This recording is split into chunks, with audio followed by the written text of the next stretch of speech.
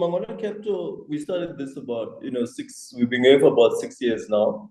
And it was, at a time, when we saw a lot of opportunities in the market.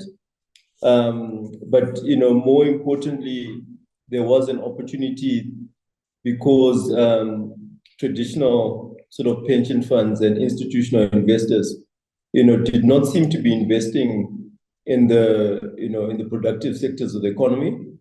They were investing largely in stock exchange type investments and property. And due to hyperinflation over the years, they had suffered very significant losses over time. So we saw that as a massive opportunity, to get pension funds involved in what we thought were the productive sectors of the economy.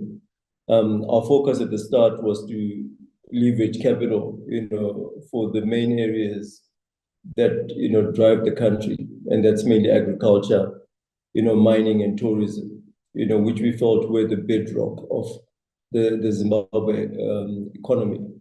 And these areas were also the areas that hadn't received sufficient investment, over the years. And it was a massive opportunity just to get the pension funds, to get into those sectors. So it was quite pioneering in a way. Was when we came on the market with this sort of offering.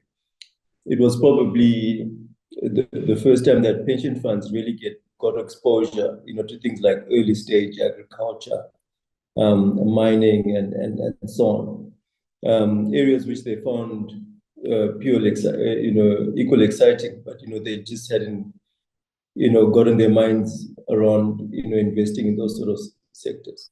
That's how we came to the market, and very quickly got a lot of support from large institutional investors. Where we stand now, 6 years later, is probably about 48 pension funds and institutional investors